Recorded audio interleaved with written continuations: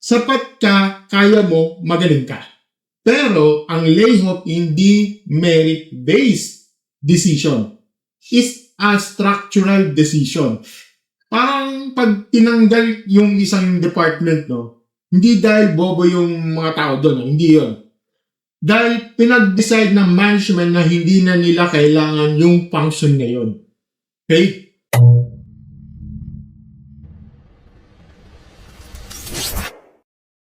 Hello mga stories, welcome back sa isa naman Reddit Reactions Podcast dito sa ating channel Mike Stoso. Ako pala si Martin at ito na naman ang iyong Reddit Reactions Podcast, yung mga segment tinatawag natin hashtag RR. So ngayong episode na to, for today's video, may isang post may isang post tayo, galing ito sa Off My Chest Peers na sobrang relatable. Okay, sobrang relatable na hindi lang sa akin, okay? Kundi sigurado ako marami sa inyo dyan, tungkol ito sa pag-layoff. Okay? Kung hindi layoff, may similarity dito sa retrenchment. Alam niyo yun. Alam niyo naman, di ba? Yung biglaan, yung hindi mo in-expect, di ba? Yung akala mo okay ka na sa trabaho, no? Tapos, isang meeting lang, tapos ka na, okay? So, at sabi ko sa inyo, mga stories relate ako dito sa nangyari kasi sa akin ito Nung na-lay off ako sa isang office company dati, hindi ko na sasabihin ko anong company yun, okay? Pero naka-isang taon na ako doon, tapos hanggang doon na lang pala ako, okay? So, alam ko yung pakiramdam, no? Alam ko yung shock, at alam ko yung tanong na sarili na, bakit ako? Ano yung mali ko dito? Diba? So, yun. Yan ang ating tatalakayin natin. At yan babasahin natin itong story nito. Okay? So, let's sit back, relax. At, mag-prepare kayo ng mga, tissue yan o what. So, pero kailangan natin ito pag-usapan. Let's go. Ito na. So, ang title ng post ito ay Today I Got Layoff. Well, sabi ni OP, sabi niya, Today I got some not so good news. I always heard about companies doing layoffs. But iba pala talaga kapag ikaw na mismo yung nasa receive end. Ito, sobrang totoo. Iba yung nanonood ka lang sa balita versus ikaw na mismo yung kinakausap sa HR. Kwento niya, nasa gitna siya ng month-end closing, Tapos biglang may last-minute meeting invite with na agad during closing. Hindi naman daw sila pinapasok sa office. This time, gusto in person, almost lahat ng team kasama. Siyempre, everyone's asking, ano meron? May narinig ka ba? Layoff ba? Yung sabi ng OP, Wala siyang alam, Wala rin signs. Kahit may ongoing reorganization, di ba? Tapos redundant na pala sila. So, task nila, itatransition sa ibang team. So, sabi niya, di naman ako naghahabol sa tao. Pero, masakit din pala yung realization na di ka na kailangan ang dramatic pakinggan pero totoo. So, during the meeting, sabi sa kanila, hindi performance ang issue dito. Positive pa nga daw feedback. Management decision lang daw talaga. Sabi ng OP, naniniwala siya doon. Ang masakit, genuinely love niya yung job niya. First company niya, 6 years, company scholar pa siya nung college, hindi toxic yung team, walang micromanager, walang plastikan o siraan, sobrang okay yung environment. Gusto niya umalis before, pero hindi niya tinuloy kasi grateful siya sa company dahil tinulungan siya makatapos ng college. Kaya ang hirap tanggapin, Sabi niya, I love what I do. I know I'm good at it. I always receive commendation. And I went the extra mile because I genuinely enjoyed my role. Kaya siguro may konting kirot din sa ego, you start asking yourself, kung ginawa ko naman lahat, bakit hindi pa rin sapat? Pero I guess that's just how business work sometimes. So, ang ganda ng tanong niya na yan, sakit ng at the same time, di ba? Right side, okay naman daw yung separation package, enough time to breathe, planning na rin siya mag-enroll sa review center na matagal na niyang gustong gawin kaso laging may inuuna, tuition bills. Encourage din siya mag-apply internally pero ibang field na ang available. Ayaw niya kasi yung current field niya, yung forte niya, doon siya masaya. Doon siya confident, sabi niya, maybe it's pride, maybe hindi pa siya ready, hindi niya alam.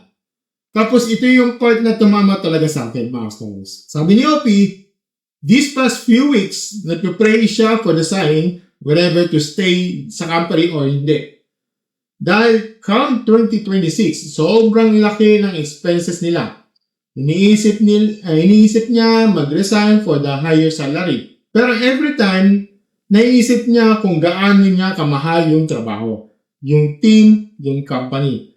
Comfort won every single time. Tapos nangyari ito. Sabi niya, I honestly don't know if this is the sign I've been asking for.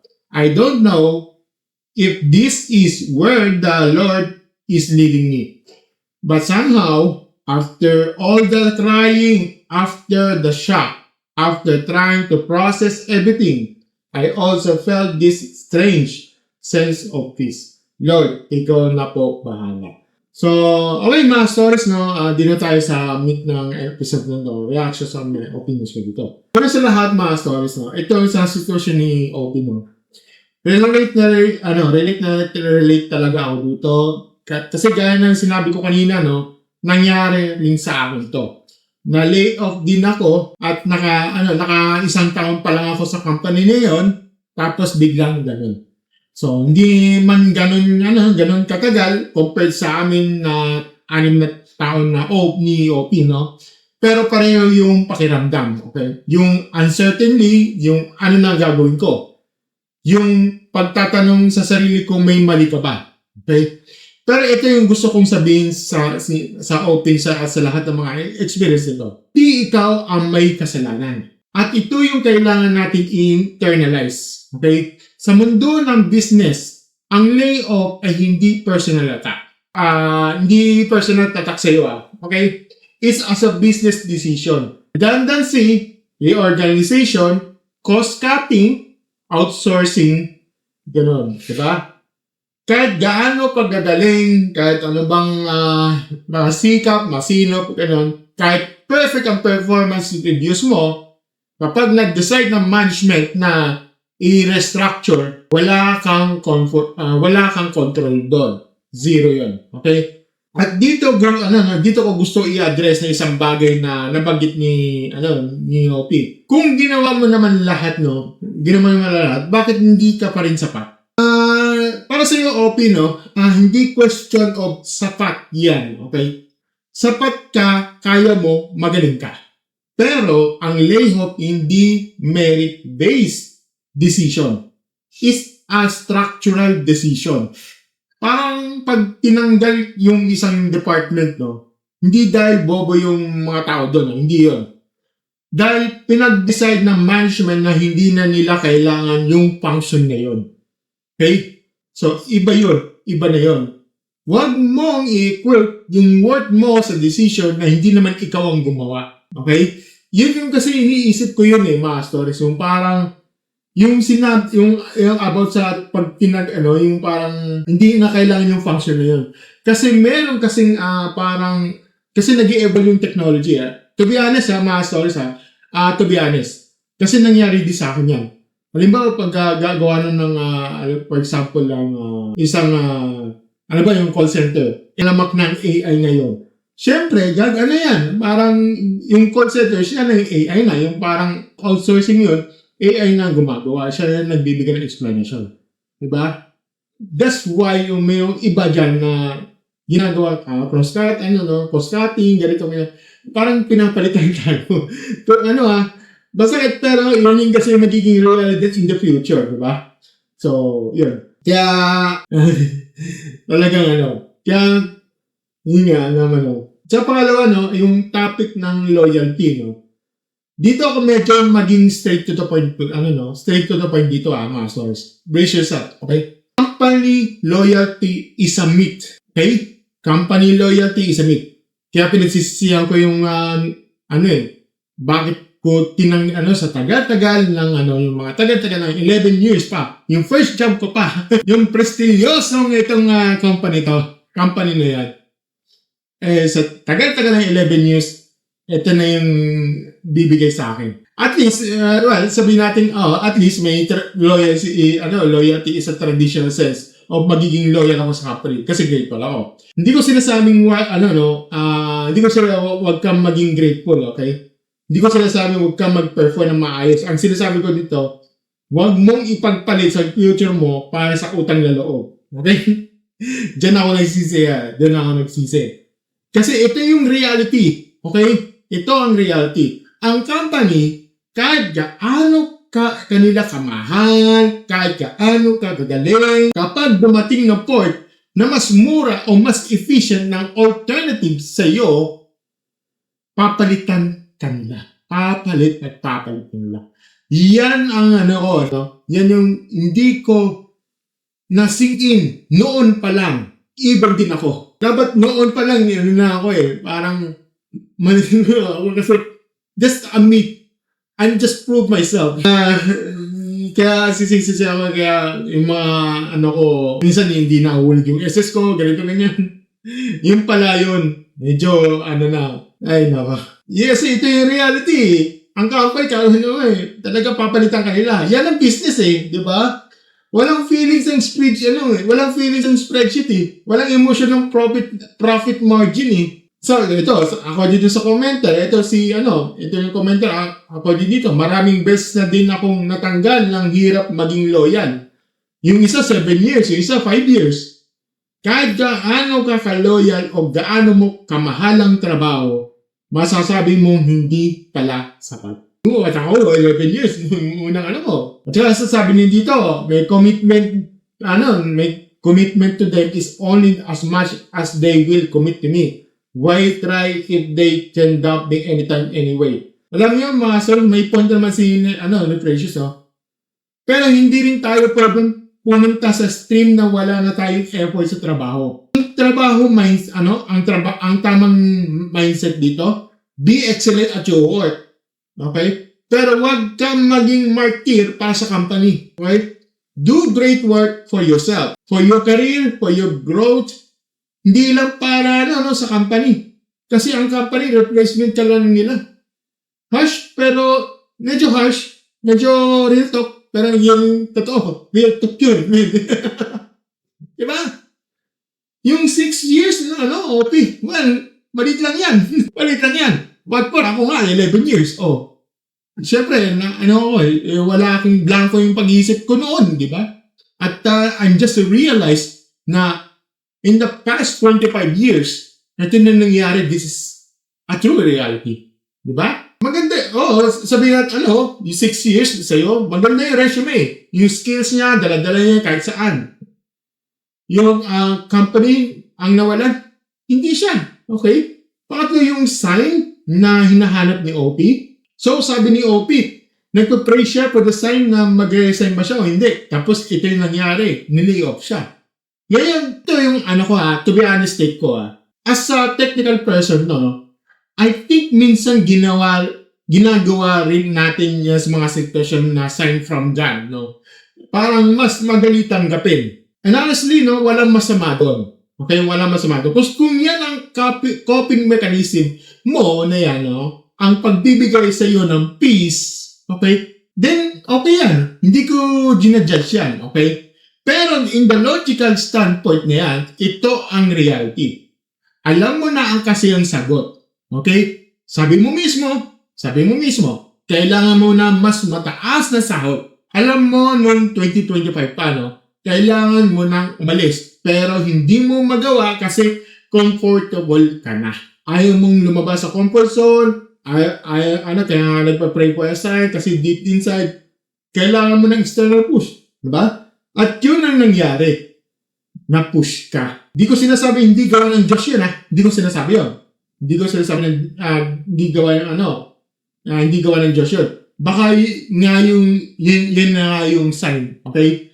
Ang point ko lang kasi dito, minsan ang sign na hinahanap natin ay yung courage na gawin, yung alam na natin kailangan gawin. Yun na yun. Okay? So, ito naman, guys, ito yung Pixiro, sabi niya sa comments. Ang ganda ng kwento niya, na-layoff siya, nawala plano niya na na-propose, rejected sa lahat yung in-apply niya for 6 months. Tapos biglang may tumawag from the HR agency. Got hired abroad with better pay and better culture. Nakapag-propose na siya, nakapag-asawa na. Beautiful story, pero ang kwento dito, hindi lang siya nag-pray. Nag-apply siya na nag-apply. 6 months ha. Take note, 6 months yung constant effort. Ang Diyos o yung ano man ang pinaniniwalaan mo helps those who help themselves. Okay? Huwag ka mag-pray for the miracle tapos nakahiga ka lang sa bahay. You gotta do the work. Diba?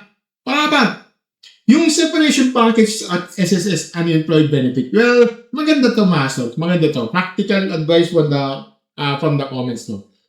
Na si this number, no? Sabi niya, mag-file muna ng SSS unemployed benefit, no? Tama naman. Marami sa atin hindi alam yung mga ganito. Okay? If na-layoff ka at contributed ka sa SSS, no? If unemployed benefit ka, i-claim nyo yun. Okay? Mga stories. Yun yung pera nyo eh. Pera nyo kasi yun. Hinanin nyo yan. Okay? At yung separation package, sabi ni Physical Possible, sabi niya, well, manage it well, tama. Manage it well.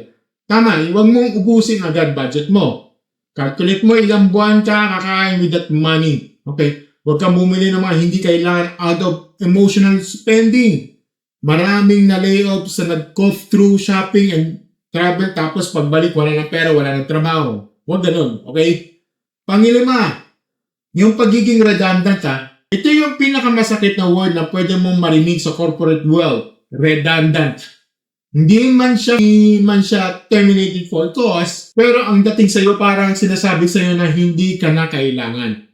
Nag-excess ka na surplus, na obsolete. Okay? At dito pumapasok yung ego hit na sinasabi ni OP. Pero mga stories, no? Let me reframe this for you. Being redundant doesn't mean you are redundant. It means yung role, your position in that specific company structure is redundant. You are not your job title. You are not your position. Your value as a professional is not determined by one company's reorganization chart. So the moment you separate your identity from your job, mas magiging madali ang recovery. Panganin, sa mga comments na nag-experience din. Ang dami nag-share ng experience nila. Ito si Gisam, nag-layoff din. Sa January, may emergency na nangyari. Naubos ipon, naubos yung utang. Hanggang ngayon, unemployed pa rin. Yung company nila, nag-layoff tapos siya nung nagde-decide na kung umalis siya o hindi, ay galit pa sa kanya. Ito yung reality hindi pinapakitan sa LinkedIn motivational post, no? Yung sa LinkedIn, hindi lahat ng layoff story may happy ending agad. Okay? May mga tao na months, even years bago makabalik. May mga tao na nag-downgrade ng lifestyle, nabaon sa utang, na-depress. Kaya kung ikaw ay na-layoff ngayon or malapit na ma-layoff, no? Be practical, okay? Huwag kang mag-rely sa mga universe will provide, okay? The universe doesn't owe you anything. Magplano ka, mag-budget ka, mag-apply ka agad, okay? Update mo na yung LinkedIn mo ngayon na. I-reach out mo na yan mga connections mo.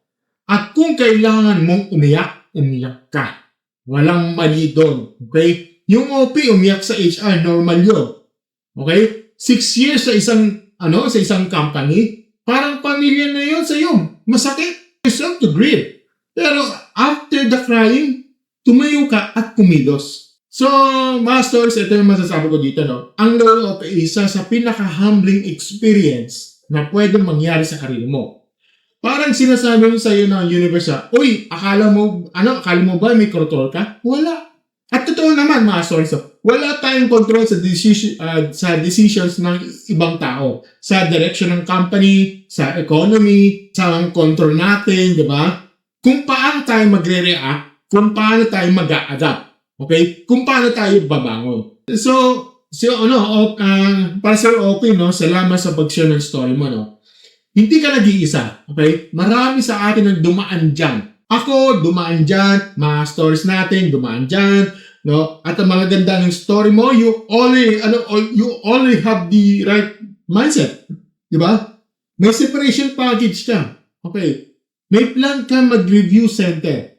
Okay. May awareness ka na kailangan mo ng higher salary. Alam mo na ang next steps daw. Kailangan mo na lang gawin. At sa lahat ng mga ka-stories dyan na natatakot, no? Na malapit na ma-layoff o ma-experience na, no? Number 1, always have an emergency fund. Then, 3 to 6 months worth of expenses, non-negotiable, di ba? Number 2, never stop upskilling. Okay? Kahit masaya ka sa trabaho mo, keep learning. Ang pinaka-secure na empleyado ay yung employable kahit saan, hindi yung loyal ng isang company. Number 3, your job is not your identity. You are more than your position title. The moment na internalize mo yan, mas magiging resilient ka sa ganitong sitwasyon. Okay? Number 4, loyalty is earned, not owned. Okay? Grateful ka sa company kasi scholar ka? Fine. Pero 6 years of excellent work, bayad mo yun. Okay? Hindi ka na may utang doon.